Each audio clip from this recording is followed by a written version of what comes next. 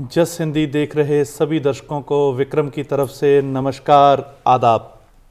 रूबरू में आप सभी का स्वागत है। दोस्तों, ज़िंदगी में हमें हमेशा कानूनी सलाह एडवाइस चाहिए होती है।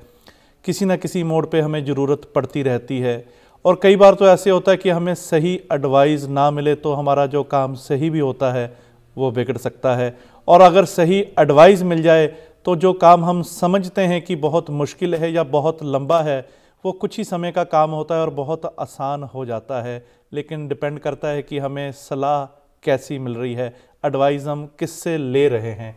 आज इन्हीं सब विषयों पर चर्चा करने के लिए हमारे साथ हैं न्यूयॉर्क के अटॉर्नी, न्यूयॉर्क के वकील, जिनसे हम कानून की बातें करेंगे, लॉज की बातें करेंगे और बहुत सारे सवाल उनसे हम करेंगे। और आप भी सवाल कर सकते हैं। ये लाइव शो है, उसके लिए नंबर है 1844-324-1300।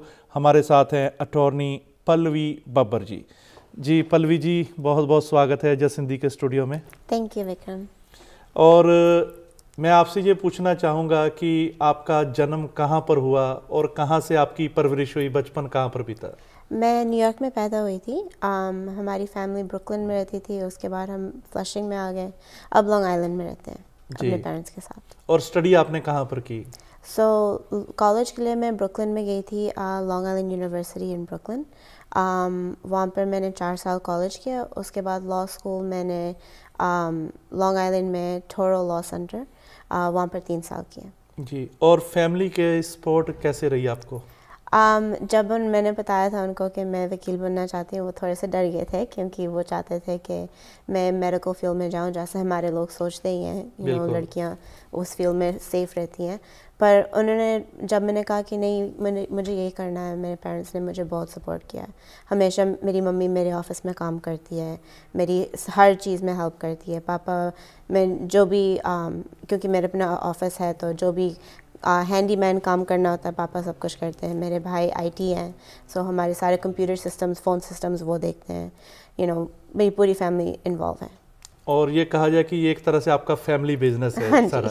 और ये बहुत ज़रूरी भी होता है, जैसे आपने कहा कि आपका शौक़ था कि वकील बना जाए और फैमिली का कुछ और ध्यान था, लेकिन उन्होंने फिर भी आपको सपोर्ट करी और उसका रिज़ल्ट ये हुआ कि आज आप एक स्टैब्लिश वकील की तरह वो काम कर रहे हैं। हाँ जी, और अभी भी वो बहुत सपोर्ट करते हैं। हमेशा लोगों किसी के साथ भी बैठ के हमेशा मेरी बातें करते हैं, बोलते हैं कि पल्लवी, अब ये उन्होंने देखा है कि मैं लोगों को कैसे हेल्प करती हूँ, तो अब उनको यकीन हो गया है कि अच्छी डिसीजन था ये। जी, और बिल्कुल ये सही बात भी है, क्योंकि बच्चे का शौक़ भी देखना चाहिए। कि कई बार ये होता है कि माँ बाप जो होते हैं अपना शौक़ वो चाहते हैं कि अपने सपने बच्चे में देखते हैं, हम ये नहीं बन पाए, बच्चे हमारे ये बने। लेकिन बहुत सही किया आपके पेरेंट्स ने कि आपका जो शौक़ था उसको कहीं भी वो मरने नहीं दिया उन्होंने और उसको जिंदा रखा। हाँ जी, बहुत सपोर्ट किया उन्होंने। जी, और पल्लवी जी, आप क्या क्या स्पेशलाइज करते हैं? ऑफिस में इट्स अ जनरल प्रैक्टिस, हर एक टाइप ऑफ लॉ हम करते हैं जो भी हमारे पास आता है। पर हमारे 3 एरियाज हैं जिसमें हम ज़्यादातर काम करते हैं। इमिग्रेशन, हम देसी लोगों में इमिग्रेशन बहुत पॉपुलर होता है। Immigration is one of them, real estate is the other, and then family law, जैसे child support, child custody, divorce कराना, ये सब कुछ। जी, और इमिग्रेशन में क्या क्या आ जाती हैं चीज़ें? और इमिग्रेशन में बहुत सारी, जितना आप देखो उतना ही कम है। बहुत सारे वीज़ाज़ हैं, बहुत सारे ऑप्शंस हैं लोगों के पास, पर जो मेन होते हैं political asylum, family based visas, and आजकल यू वीज़ाज़ बहुत पॉपुलर हो रहे हैं। जी, और पहले हम बात करेंगे पॉलिटिकल असाइलम की। जैसे आपने कहा कि इसकी एक फ़ील्ड है। पॉलिटिकल असाइलम में अगर किसी ने केस करना हो तो उसके लिए कितना टाइम रहता है कि जब यहाँ पर आदमी आ गया अमेरिका में, उसके कितनी देर के बाद ये पॉलिटिकल असाइलम का जो केस है वो कर सकते हैं? जैसे मैं कहूँगी, अगर आप इस कंट्री में कभी भी आए हो, कैसे भी आए हो, आपने पॉलिटिकल असाइलम अप्लाई करना है, आप कभी भी कर सकते हो। जब हमारी स्पेशल रिकमेंडेशन होती है विद इन 1 ईयर, पर अगर साल से ऊपर भी हो गया आपको और आप अप्लाई करना चाहते हो तो there are ways around it. हम कोई ना कोई रास्ता निकाल सकते हैं अप्लाई करने के लिए। बस थोड़ा सा मुश्किल हो जाता है 1 साल के बाद। पर अगर बेस्ट केस सिनेरियो हो साल के अंदर करना चाहिए एंट्री के बाद। जी, और एंट्री कैसी होनी चाहिए? लीगल एंट्री हो या कई बार कुछ लोग बॉर्डर से भी आते हैं, किस तरह की एंट्री होनी चाहिए? उसमें कोई फ़र्क नहीं पड़ता। अगर आप लीगल एंट्री करोगे तब भी अप्लाई कर सकते हो, अगर बॉर्डर क्रॉस करके आओगे तब भी अप्लाई कर सकते हो। बस अगर आप किसी वकील से बात करोगे तो हमारी तो रिकमेंडेशन होगी कि आप बॉर्डर क्रॉस करके आए हो और आपको किसी ने पकड़ा नहीं है, थोड़ा सा अपना टाइम लो कि अपना केस तैयार करो अप्लाई करने से पहले। अगर पकड़े गए तो फिर कोई ऑप्शन नहीं होती है, राइट अवे अप्लाई करनी पड़ती है।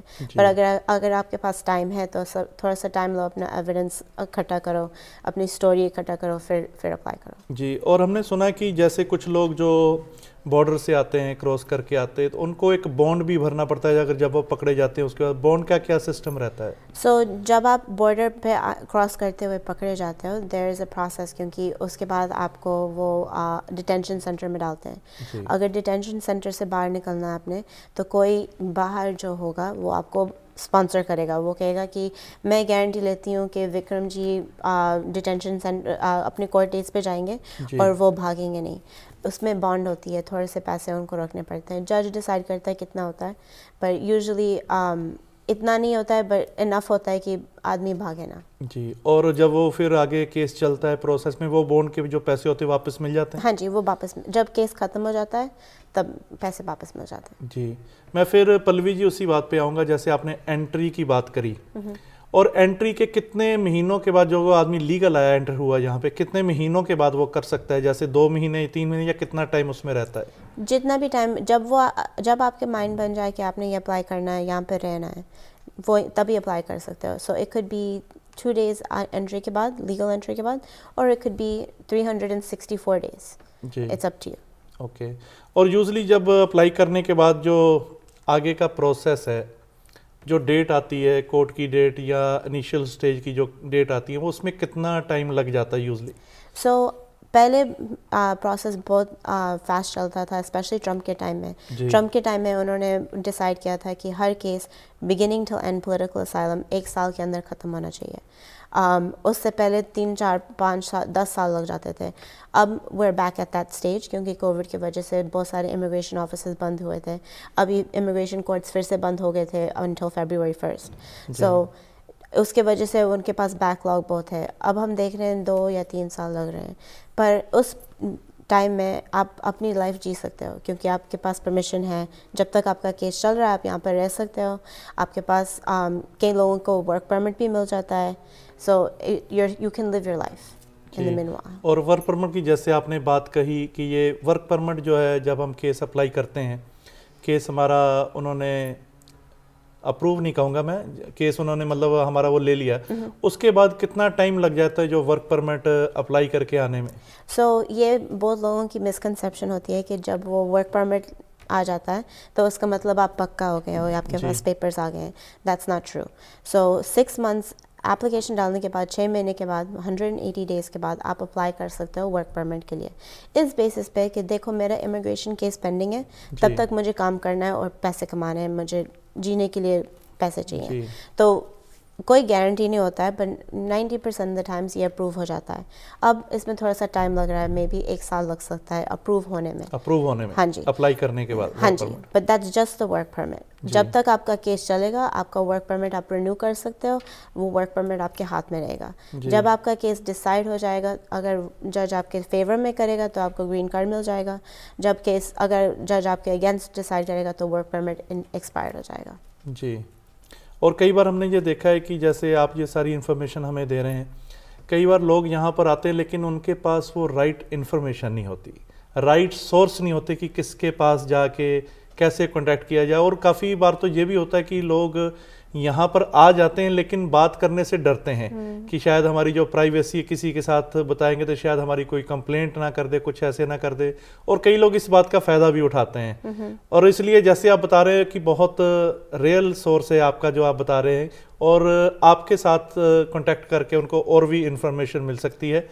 जी, सो मैं कहूँगी कि ये हमारी कम्युनिटी में, और आप मान लो जो भी माइनॉरिटी कम्युनिटीज़ में है, मैंने स्पेनिश कम्युनिटी में बहुत देखा है, हमारे कम्युनिटी में बहुत देखा है, हमारे लोग जो होते हैं वो वकील्स को ट्रस्ट नहीं करते हैं क्योंकि हमारे मानने में वो उनको पैसे कमाने हैं, राइट। 100% कोई आदमी ये नहीं कहेगा कि उसको पैसे नहीं कमाने हैं, but at the same time हमारी लाइसेंस होती है, हमारे रूल्स होते हैं। सो मैं आपको कुछ गलत नहीं बता सकती हूँ, मैं आपको फॉल्स दिलासा नहीं दिला सकती हूँ। मैं ये नहीं कह सकती कि ओ या मैं आपको ग्रीन कार्ड दिला दूँगी कल, मेरी लाइसेंस है, आप जाके न्यूयॉर्क स्टेट में मेरी कंप्लेंट कर सकते हो अगर मैंने कुछ आपको झूठ बोला है। सो कई लोग ये नहीं मानते हैं और हमारे लोग बहुत इनोसेंट होते हैं कि वो डर जाते हैं वकीलों से।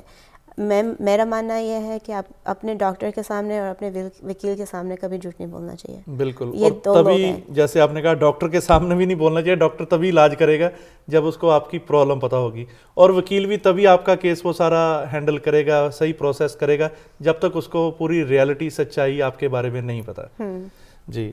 और ये तो बात रही इमिग्रेशन की, और दूसरा आपने कहा कि आप जो मैरिज है उसके लिए भी आप सारा कुछ करते हैं, और इसके बारे में भी हम बात करेंगे, लेकिन टाइम हो चला है एक ब्रेक के बाद। और अपने दर्शकों को ये बता दें कि ये लाइव शो है, इसमें आप कॉल करके भी बात कर सकते हैं, और कहीं ना जाइएगा। मिलते हैं एक ब्रेक के बाद। ब्रेक के बाद एक बार फिर से आप सभी का बहुत बहुत स्वागत है। और जैसे हम बात कर रहे हैं कानूनी सलाह की, कानूनी एडवाइस की, कि सही लॉ और एडवाइस अगर आदमी को मिल जाए तो जीवन में बहुत अच्छे काम वो कर सकता है, और बहुत कम समय में हो सकते हैं अगर सही समय पर सही सलाह मिल जाए। आज हमें यही सही एडवाइस देने के लिए हमारे साथ पल्लवी बब्बर जी, जो कि एक अटॉर्नी हैं, वकील हैं, और बहुत अच्छी बातें जो इसके रिगार्डिंग वो हमें बता रहे हैं। जी पल्लवी जी, एक बार फिर बहुत बहुत स्वागत है। Thank you. तो जैसे मैंने ब्रेक पे जाने से पहले पूछा था कि जो मैरिज का ये टॉपिक है, मैरिज के केस भी आप हैंडल करते हैं। अगर कोई लड़का या लड़की यहाँ से इंडिया गया है मैरिज करवाने, तो अगर उसके पास ग्रीन कार्ड है तो उसमें उसको कितना टाइम लगेगा? अगर उसके पास ग्रीन कार्ड है तो उसमें ज़्यादा टाइम लग जाता है। अगर वो सिटीजन है तो इट्स अ लॉट क्विकर। पर अभी कोविड की वजह से हर प्रोसेस जो आप करोगे आप डबल कर लो। जैसे मान लो पहले 1 साल लगता था for a citizen to sponsor their spouse, अब 2 साल लग रहे हैं। ग्रीन कार्ड होल्डर के लिए पहले लगता था, हम कहते थे 2 या 3 साल, अब मान लो 4 या 5 साल। जी, डेफिनेटली डबल हो गया है। कई बार लोग ये कहते हैं कि जब हम इंडिया शादी करवाने गए हैं तो कई लोग ये मानते भी हैं कि इंडिया में रह के उनको अप्लाई करो अपने स्पोज को तो जल्दी काम हो जाता है, जल्दी नंबर आ जाता है, बल्कि अगर यहाँ आके हम अप्लाई करते तो उसमें कहते हैं ज़्यादा टाइम लग जाता है। इसके बारे में आपका क्या कहना है?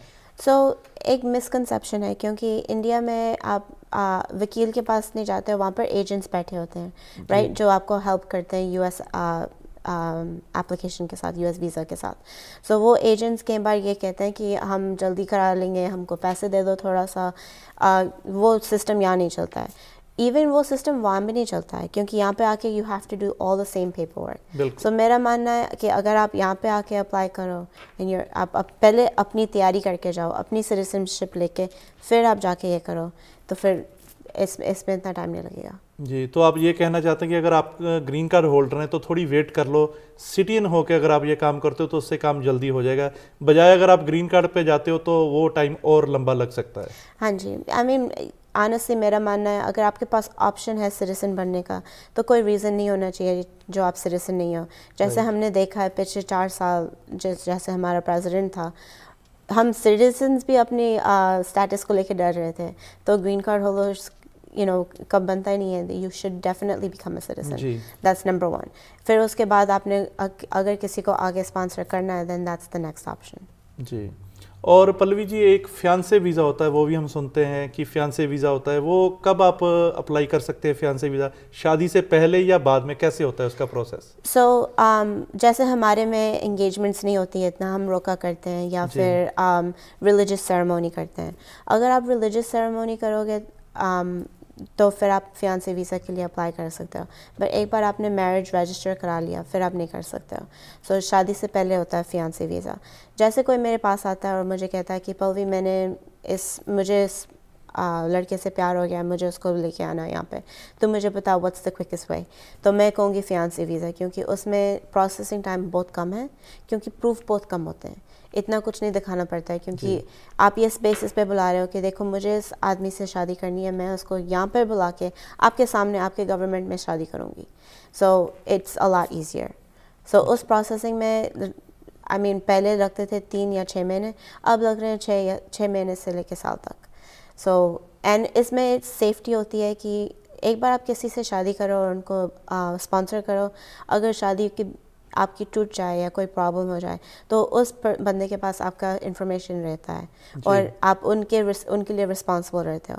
फियांसे वीज़े में ये होता है कि आपके पास 90 डेज़ होते हैं कि आप बोल सकते हो गवर्नमेंट को कि मैं गलत थी, मुझे नहीं लगता है। आई मीन ऑब्वियसली कोई ये नहीं सोचता है राइट शादी करते वक्त कि शायद ना काम करे, पर मेरे पास बहुत सारे केसेस आए हैं जो लोग किसी को स्पॉन्सर करते हैं क्योंकि फ़ोन पे सभी अच्छे होते हैं राइट। जब यहाँ पे आते हैं उनको पता चल जाता है कि हम दोनों साथ में नहीं रह सकते हैं। अगर आप मैरिज करके फिर किसी को बुलाओ फिर आप थोड़े से फंस जाते हो, फिर डिवोर्स करना पड़ता है और फिर उनके लिए आपको कोई जज बोल सकता है कि आपको फिर भी अप्लाई करना पड़ेगा उनके पेपर्स के लिए, फिर भी उनको सपोर्ट करना पड़ेगा आपको। फियांसे वीज़ा पे ये सेफ्टी इवन अगर आप डाइवोर्स दे देते हो फिर भी आपको वो आ सकती है बात आपको। या सो एटलीस्ट फियांसे वीज़ा पे ये सेफ्टी रहती है कि आपके पास वो 90 डेज़ होते हैं डिसाइड करने के लिए कि वाकई में मैं ये चाहती हूँ या नहीं। जी, और जैसे आपने कहा कि फियांसे वीज़ा अप्लाई कर दिया, फियांसे वीज़ा लग भी गया, यहाँ आ गए, तो उसमें फिर वापस जाना पड़ता है जब एक बार आदमी आ गया यहाँ, या फिर यहाँ परमानेंट रह सकता है? नहीं, वो यहाँ पर परमानेंट रह सकते हैं। सो 90 डेज़ में अगर आप दोनों ने शादी कर ली, फिर आपने अपना मैरिज सर्टिफिकेट और marriage based petition I-130 court में फाइल करना है। उसके बाद वो प्रोसेस चलता रहेगा, वो काम करते रहेंगे, आप दोनों साथ में रह सकते हो।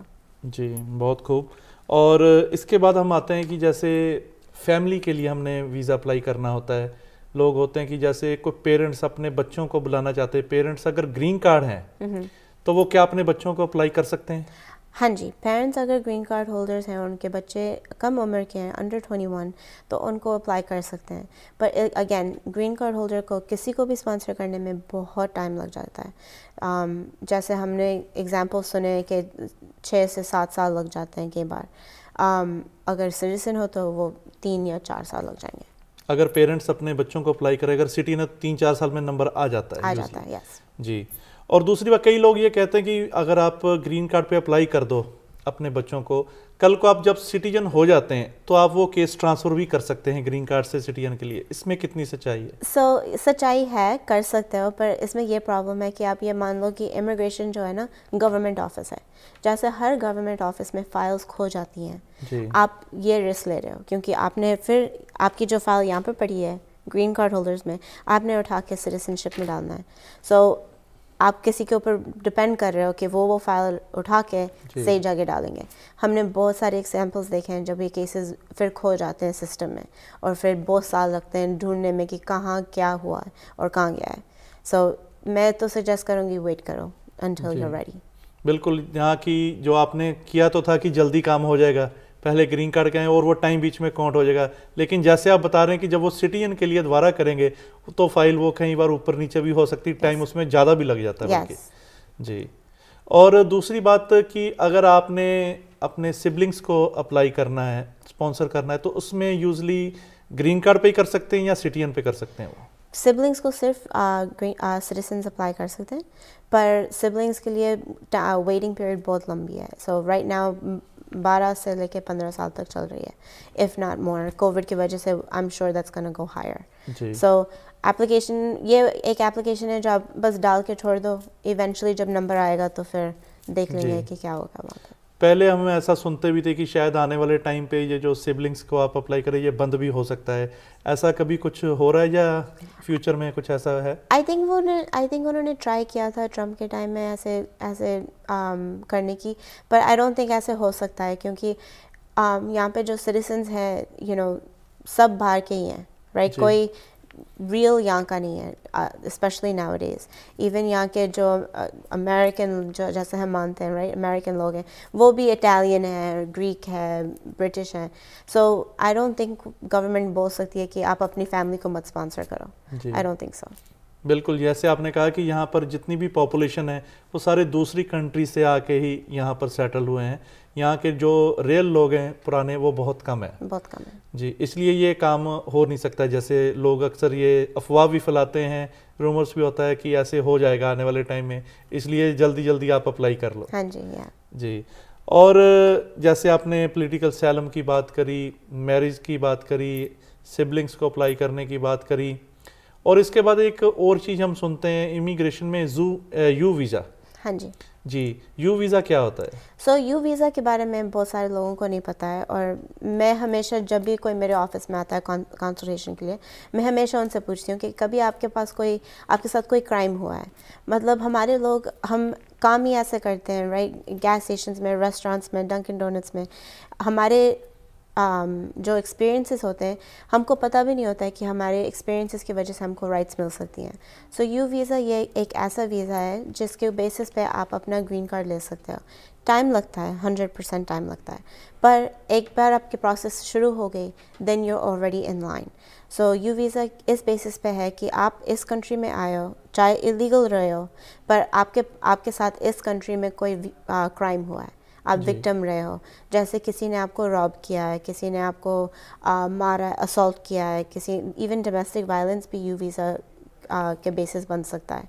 बस आपको ये दिखाना पड़ता है कि मैंने पुलिस में रिपोर्ट लिखवाई थी, और जब भी पुलिस ने मुझे बुला के क्वेश्चंस पूछे, मैं जाके आंसर किए, मैंने उनके साथ कोऑपरेट किया, उस बेसिस पे आपको ग्रीन कार्ड मिल सकता है।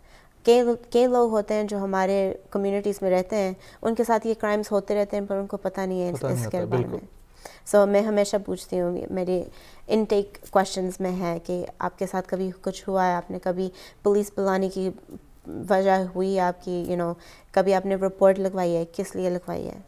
जी, और बिल्कुल जैसे आपने कहा कि ये कई बार लोगों को राइट इन्फॉर्मेशन पता नहीं होती, लोग छोड़ देते हैं उस बात को, लेकिन उस बात का भी आपकी लाइफ में हेल्प हो सकती है। आपका इमिग्रेशन स्टेटस उस वजह से भी आपको मिल सकता है। हाँ जी जी, और इसके लिए ज़रूरी है कि पुलिस रिपोर्ट बनी। अगर कई बार ऐसे होता है कि लोगों ने पुलिस बुलाई नहीं होती, कोई ऐसे क्राइम हो गया, लोग पुलिस रिपोर्ट नहीं करी, तो उसके बावजूद भी कुछ ऐसे हो सकता है। सो पहले तो मैं कहूँगी, जब भी आपके साथ कुछ ऐसा हो, you should always call the police, क्योंकि पुलिस की जॉब ये है कि आपको प्रोटेक्ट करें। सो रिपोर्ट बनानी चाहिए हमेशा। एक बात तो यह है। दूसरी बात, यस, यू वीज़ा की वजह से, क्योंकि एक पार्ट होता है यू वीज़ा का कि पुलिस डिपार्टमेंट ने साइन करना है कि जब भी हमने इनको बुलाया कि हमारे पास क्वेश्चंस हैं, उन्होंने आके हमारे साथ कोऑपरेट किया है। जी, तो इस बेसिस पे है।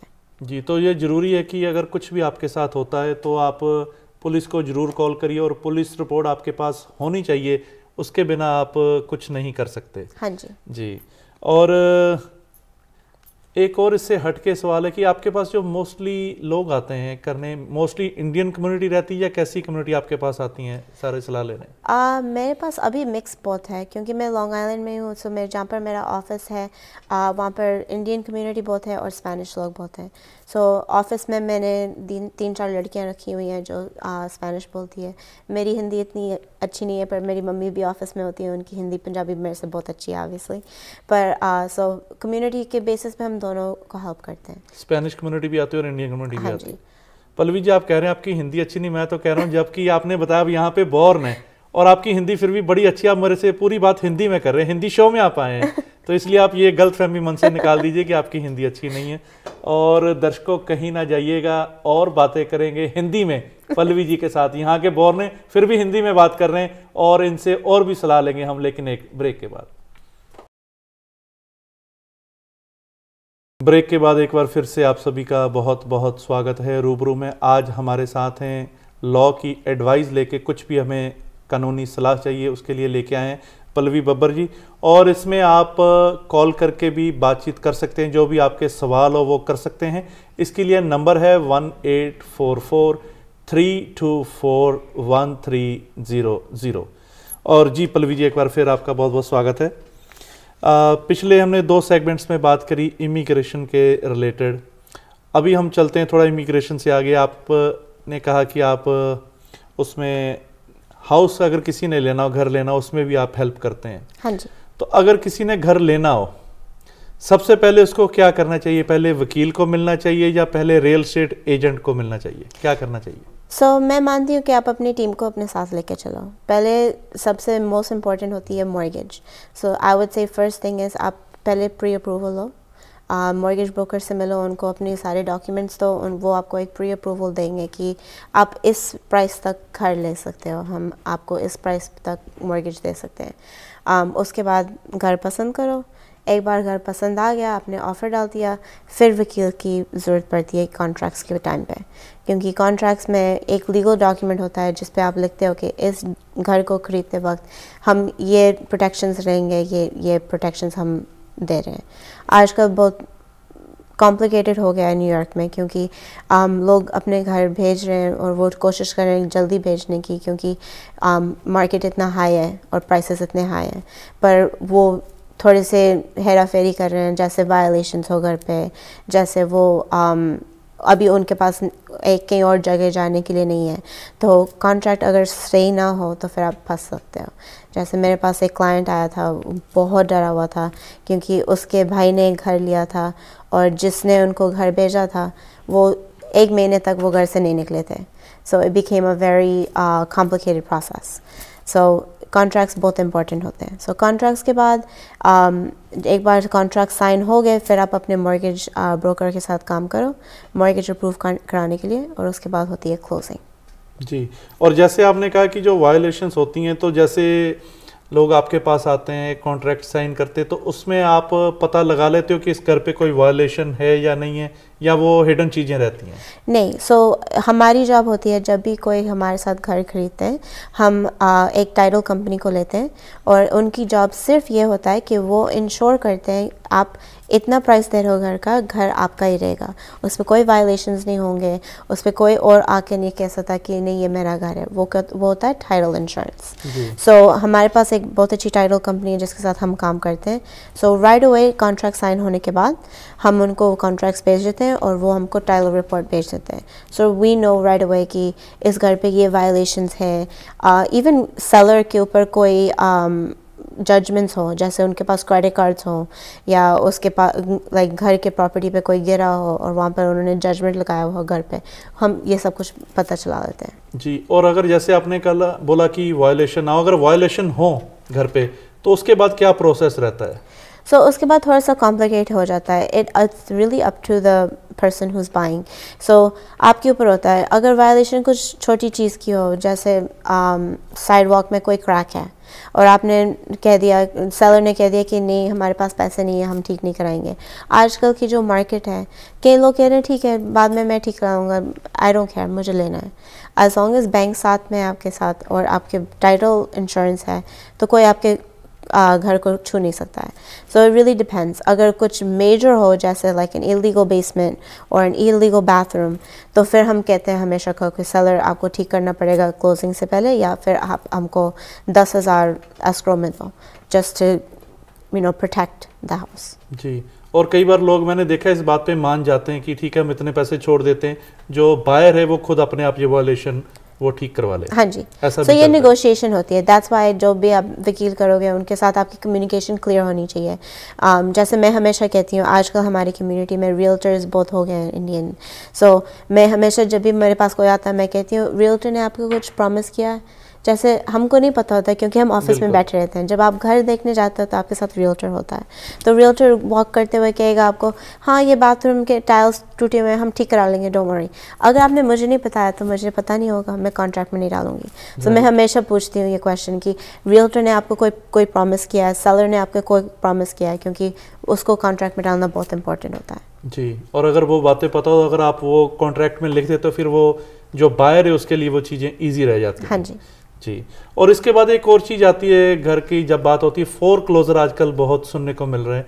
एक्चुअली फोरक्लोजर है क्या? जैसे आपने घर ले लिया और 2-3 साल के बाद कुछ हो गया, जैसे आपकी जॉब चली गई, आजकल कोविड की वजह से बहुत लोग काम नहीं कर रहे हैं, तो वो अपनी मॉर्गेज की पेमेंट नहीं दे सकते हैं। उसमें आ जाता है जब आप अपनी मॉर्गेज की पेमेंट नहीं देते हो, जब आपके 3 पेमेंट्स मिस हो जाते हैं तो फिर बैंक जाके कोर्ट में प्रोसेस शुरू कर देती है और इस प्रोसेस को कहते हैं फोरक्लोजर। उनका ये होता है कि या तो आप हमको पैसे दो या आप घर खाली करो ताकि हम सेल करके अपना पैसा ले सकते हैं। पर ऐसा होता नहीं है। फोरक्लोजर केसेस में टाइम बहुत लगता है। अगर आपके पास वकील हो और अच्छा वकील हो तो आप सेटलमेंट भी कर सकते हो बैंक के साथ। सो मेरे ऑफिस में हम हमेशा इधर मॉडिफिकेशन करते हैं या शॉर्ट सेल करते हैं। बहुत कम होता है जब रियली किसी क्लाइंट के पास कुछ भी पैसे नहीं है, वो कोई ऑप्शन नहीं है, तब जाके उनके केस फोरक्लोजर में जाता है और इसमें 10-12 साल लग सकते हैं। पर इन द मीन टाइम, ताकि आपका बिल, क्योंकि उस टाइम पे आपका सारा इंटरेस्ट पेमेंट्स बढ़ते जा रहे हैं। सो अगर आप चाहो कि नहीं, मेरे से बस वो पेमेंट नहीं दिया जा रहा, मैं कम पेमेंट दे सकता हूँ, तो हम सेटलमेंट बना सकते हैं बैंक के साथ। सो उसको कहते हैं मॉडिफिकेशन। सो सारे फाइनेंशियल डॉक्यूमेंट्स बैंक को प्रूव करेंगे कि ये हुआ था, कोविड की वजह से मेरी जॉब चली गई थी, या मुझे कोई इंजरी हो गया था तो मैं कम टाइम काम कर रही हूँ, पर मैं इतने पैसे दे सकती हूँ मंथली। तो उस बेसिस पे वो आपको डील देते हैं, सेटलमेंट देते हैं जी। और लेकिन जैसे आपने कहा कि ये लेकिन कोई छोटा प्रोसेस नहीं है, इसमें काफ़ी टाइम भी लग जाता है। हाँ जी। और काफ़ी केस आपके पास आते हैं ऐसे। हाँ जी। और एक चीज़ जो मैं कहना चाहूँगी टू बी केयरफुल अबाउट, कई बार जब आपके पेमेंट्स लेट हो जाती हैं या मिस हो जाती हैं तो बैंक आपको फ़ोन करके बोलेगा कि हम आपको प्रोग्राम देंगे, हम आपको मॉडिफिकेशन देंगे। वो नहीं करते हैं। जब तक आप अपने पीछे वकील को नहीं लगाओगे वो आपको कोई सेटलमेंट नहीं देंगे। वो बस आपका टाइम वेस्ट करते हैं। मैंने बहुत बारी देखा है। जी बिल्कुल। इसलिए हर फील्ड में और कुछ भी करना हो तो वकील की ज़रूरत रहती है, क्योंकि वकील का ये स्टडी भी है और उनके पास रोज़ ऐसे केसेस आते भी हैं जिससे उनको पता चल जाता है कि मार्केट में क्या चल रहा है, कैसे इनको डील करना है, कैसे हैंडल करना है, बैंक को कैसे बात करनी है, जैसे आपने कहा। हाँ जी। जी। और इसके बाद एक और चीज़ आ जाती है घरों को लेके, जो लैंडलॉर्ड होते हैं या रेंट पे घर लेना होता है, टेनेंट्स होते हैं, उसके लिए आप कैसे डील करते हैं? सो आजकल अभी इविक्शंस रुके हुए थे बहुत टाइम से, अब शुरू हो रहे हैं धीरे धीरे। सो जैसे आप किसी घर को रेंट कर रहे हो और कोविड के बीच में आपको पैसे, आप रेंट नहीं दे पा रहे थे, या आपने अपना घर किसी को रेंट पे दिया और वो पैसे नहीं दे रहे थे। अब वो कोविड का टाइम थोड़ा सा कम हो गया, ख़त्म हो गया है। सो अब प्रोसेस शुरू हो गया फिर से कि आप रेंट्स देना शुरू करो या फिर सेटलमेंट बनाओ। एंड इसको कहते हैं landlord tenant law. 99% of the times जो भी लैंडलॉर्ड होगा, जब 2 महीने की रेंट मिस हो जाती है वो केस शुरू कर देते हैं कोर्ट में। अगेन, अगर आपके पास वकील नहीं होगा कोर्ट जाने के लिए तो आप अपने आप कोर्ट में जाओ एटलीस्ट। अगर आप कोर्ट नहीं जाओगे तो फिर वो आपके ना होने तक आपके एविक्शन ले सकते हैं और फिर घर से बाहर निकाल सकते हैं। सो अगर आपके पास वकील करने के लिए पैसे नहीं है then definitely go to court yourself और अपने आप को represent करो, क्योंकि जब तक आप वहाँ पर होगे नहीं आपको नहीं पता होगा कि क्या हो रहा है। जी। और जैसे आपने कहा कि अगर टेनेंट वो खाली नहीं कर रहा घर और आपने केस 2 महीने के बाद, आप लैंडलॉर्ड हो, आपने केस डाल दिया, केस फाइल कर दिया, तो उसके बाद कितना टाइम लग जाता है वो टेनेंट को निकालने के लिए? सो कोविड के बीच में लोगों को 2-3 साल भी लग रहे थे क्योंकि कोर्ट्स और सब कुछ बंद था। अब ये लिफ्ट हो रहा है धीरे धीरे। सो नॉर्मली 1 साल के अंदर अंदर आप किसी को निकाल सकते हो अपने घर से। डिपेंड करता है राइट कि क्या सिचुएशन है, बट नॉर्मली हम कहते थे 1 साल के अंदर किसी को इविक्ट कर सकते हो। कोविड की वजह से ये थोड़ा सा ज़्यादा हो गया था, पर अब शुरू हो रहा है फिर से। और वो जो 1 साल का टाइम है, 1 साल के लिए वो रेंट फिर जो उसका ख़त्म हो गया लैंडलॉर्ड का, नहीं मिलेगा? हम अप्लाई कर सकते हैं जजमेंट के लिए, मनी जजमेंट के लिए। जब आपकी केस चलेगी कोर्ट में, आप जज को बताओ कि देखो उन्होंने लास्ट रेंट पेमेंट इस महीने दी थी और इतना ड्यू है। अगर वो नहीं मानेंगे, सेटलमेंट नहीं करेंगे, जैसे कि ओके आप मेरी रेंट छोड़ दो, मैं कल परसों निकल जाऊंगा घर से, अगर वो नहीं सेटलमेंट करते तो जज कई बार एक मनी जजमेंट देते हैं आप लैंडलॉर्ड को कि इतना आपका रेंट है, लेट्स से 20,000 1 साल का, तो आप इस आदमी के ऊपर 20,000 का जजमेंट डाल सकते हो और जब भी इनके बैंक में पैसे आएंगे ऑटोमेटिकली आपके पास आ जाएंगे। जी। लेकिन फिर भी जैसे आप बता रहे कि अगर जब पैसे आएंगे, अगर पैसे आए नहीं तो फिर आप कुछ नहीं कर सकते। और जजमेंट में ये प्रॉब्लम भी होती है कि अगर कोई बैंक्रप्सी फाइल करे तो फिर वो क्लियर हो जाता है। हम कोशिश करते हैं लोगों के साथ सेटलमेंट करने के लिए, क्योंकि ये दोनों पार्टीज़ के लिए हमेशा आसान होता है। राइट। और काफ़ी लोग मैंने देखा भी ऐसे कि लैंडलॉर्ड को तंग करने के लिए भी कुछ लोग ऐसे करते हैं, क्योंकि उनको पता होता है कि ये लंबा प्रोसेस है, यहाँ अगर हम हो सकता है 6 महीने या 1 साल का हमारा रेंट बच जाए अगर हम ऐसे करेंगे, क्योंकि काफ़ी लोग ये देखा मैंने, और काफ़ी लोग इससे परेशान भी रहते हैं जो लैंडलॉर्ड होते हैं। हाँ जी। न्यूयॉर्क स्टेट की जो आइडियल्स है वो हमेशा टेनेंट को प्रोटेक्ट करते हैं, क्योंकि उनका मानना है कि लैंडलॉर्ड के पास तो घर है at the end of the day उनका कोई कुछ कर नहीं सकता है, पर टेनेंट के पास सिर्फ वो अपार्टमेंट है, अगर वो उनसे वो भी ले लिया तो फिर वो स्ट्रीट पे आ जाएंगे। सो यूजुअली न्यूयॉर्क के जो आइडियल्स हैं हम टेनेंट्स को प्रोटेक्ट करते हैं। जी। और इसके बाद जैसे आपने कहा कि आप जो फैमिली लॉ है उसको भी आप हैंडल करते हैं, उसमें किस तरह के केसेस आपके पास आते हैं? सो फैमिली लॉ में सब कुछ आ जाता है, child support, child custody, domestic violence, divorces, ये सारे जो भी आपकी फैमिली के बेसिस के ऊपर, आजकल एल्डर अब्यूज़ भी बहुत बड़ा हो रहा है, anything to do with a relationship between family is considered family law, और ये सारे केसेस हम हैंडल करते हैं। जी। और जैसे आपने कहा कि डाइवोर्स हो गए, चाइल्ड कस्टडी होगी, तो डाइवोर्स में मेनली क्या वजह रहती है? मैं कभी नहीं चाहूँगी कोई मुझे फ़ोन करे डिवोर्स के लिए, पर हमारे पास ये केसेस बहुत आती हैं। अनफॉर्चुनेटली इमिग्रेशन के साथ वो मिक्स करके आती हैं, क्योंकि बहुत सारी लड़कियां इंडिया से शादी करके यहाँ पे आती हैं, और यहाँ पे आके उनको पता चलता है कि उनके इन लॉज इतने अच्छे नहीं हैं, या उनके हस्बैंड इतने अच्छे नहीं हैं, क्योंकि उन्होंने टाइम नहीं स्पेंड किया, उन्होंने एक दूसरे से को जाना नहीं है। सो कई बार डोमेस्टिक वायलेंस के केसेस भी हो जाते हैं।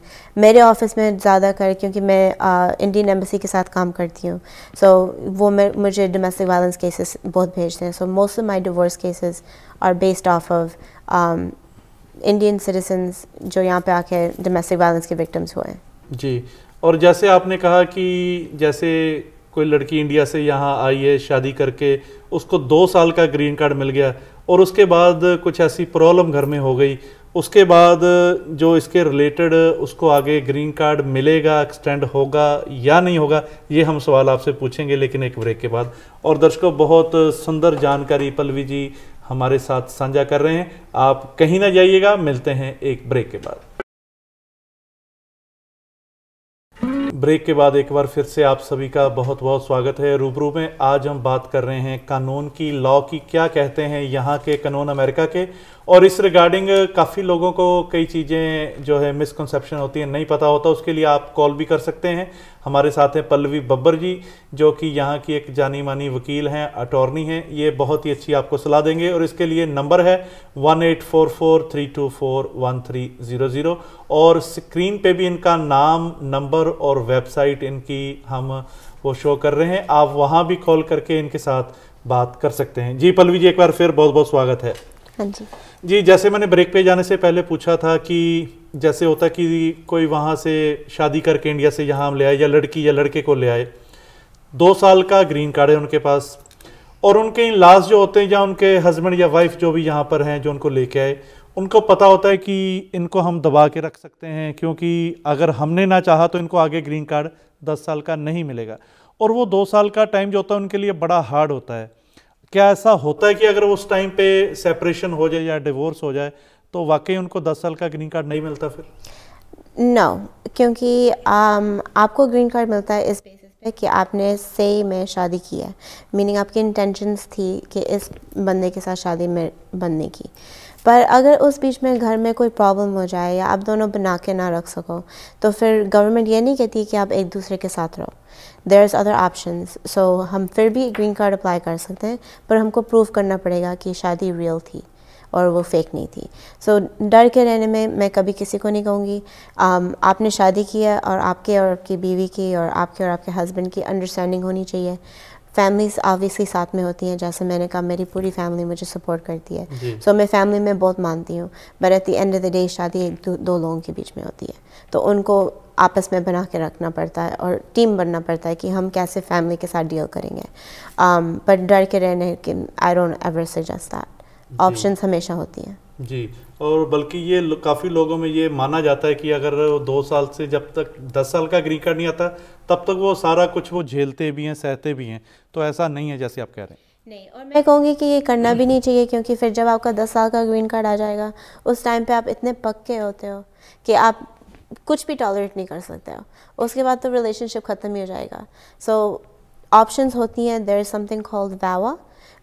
उसमें होता है कि अगर आपकी शादी टूट जाती है, फॉर लेट्स से घर में झगड़े बहुत होते हैं, मारपीट होती है, आपके इन लॉज आपको टॉर्चर करते हैं, तो उस बेसिस पे आप अप्लाई कर सकते हो कि मैं उस घर में नहीं रह पाई, मैं उस और या नहीं रह पाया, राइट, तो उस बेसिस पे आप अप्लाई कर सकते हो ग्रीन कार्ड के लिए और वो आसानी से मिल जाता है। जी। और पल्लवी जी, डिवोर्स के बारे में ये कहा जाता है कि अगर आप 6 महीने लड़का या लड़की दोनों हस्बैंड वाइफ कोई भी सेपरेट रहते हो तो वो नेचुरली डिवोर्स हो जाता है उस सूरत में, इसमें कितनी सच्चाई है? ये सच नहीं है। डिवोर्स आपका कभी पूरा नहीं होगा जब तक आप कोर्ट में पेपर्स फाइल नहीं करोगे। पर बहुत सारे डिवोर्स को लेके बहुत सारे मिसकंसेप्शंस हैं जो हमारी कम्युनिटी में है, क्योंकि मूवीज़ में कुछ दिखाते हैं, लोग कुछ कहते हैं, पर सेम में सिर्फ डिवोर्स कराने के लिए सिर्फ एक ही प्रोसेस होता है कि हस्बैंड या वाइफ डिफरेंस नहीं बनता है कि कौन करे। एक बंदा जाके कोर्ट में पेपर्स फाइल करे, फिर उसके बाद दूसरा इधर रिस्पॉन्ड करे, आप दोनों आपस में सेटलमेंट बनाओ। डिवोर्स केसेस में यहाँ पर सिर्फ जज इस बारे में केयर करते हैं कि आपकी क्या प्रॉपर्टी है जॉइंट, आपके क्या फाइनेंशियल सिचुएशन है जॉइंट, एंड दैट्स इट। बच्चों को क्या हो रहा है, that's it. They don't care कि आपकी इंडिया में ज़मीन है और आपके हस्बैंड की फैमिली ने वहाँ पर कब्ज़ा कर रखा है। They don't want to hear about it. उनको कोई फ़र्क नहीं पड़ता है। उनको ये नहीं फ़र्क पड़ता कि आपने कितने गिफ्ट्स दिए शादी में, कितने दहेज दिया शादी में। हम देते हैं, अब गिफ्ट्स बोलते हैं, वो इन चीज़ों को नहीं मानते हैं। ये सब कुछ मैरिटल प्रॉपर्टी हो जाता है और सब कुछ सीधा आधा कर देते हैं, दैट्स इट। जी। जैसे इंडिया में हम अक्सर देखते हैं कि जब ऐसे डिवोर्स होता है, जैसे आपने बात कही, तो उस टाइम पे जो लड़की वाले होते हैं वो केस डालते हैं, लड़के हमारा शादी पे इतना खर्च हो गया, इतना हमने पैसा लगाया था, वो सारा हमें रिटर्न चाहिए। तो यहाँ पे ऐसा कुछ होता है? नहीं, यहाँ पे कुछ नहीं होता है सर। मैंने बहुत सारे लोगों को डिसअपॉइंट किया है एंड इट हर्ट्स मी, क्योंकि हमारे पेरेंट्स जो होते हैं वो बहुत पैसे लगाते हैं, वो सालों सालों काम करके सेव करके शादी कराते हैं अपनी लड़की की, और फिर उनके बाद जब डिवोर्स होता है तो फिर वो अपसेट हो जाते हैं कि ये सारा पैसा हमने स्पेंड किया, ये सब कुछ कहाँ गया। यहाँ पे कोई रिकोर्स नहीं होता है। तो मैं तो कहूँगी शादी छोटी करो, जब 1 या 2 साल के बाद अपनी बड़ी सी एनिवर्सरी पार्टी करो, क्योंकि तब आपको पता है कि आप ये शादी में रहना जब तक कि आप जान जाते हो कि हम दोनों के जो स्वभाव है वो आपस में मिलते हैं, उसके बाद और बड़ी सेलिब्रेशन करें।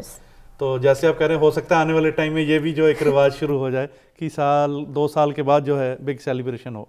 जी। और उसके बाद जैसे डिवोर्स के बाद बात आती है चाइल्ड कस्टडी की, उसमें कैसे रहता है? चाइल्ड कस्टडी किसको मिलती है? यूजली लोग ये समझते हैं कि जो मदर होती है उसी को चाइल्ड कस्टडी मिलेगी, क्या ऐसा होता है?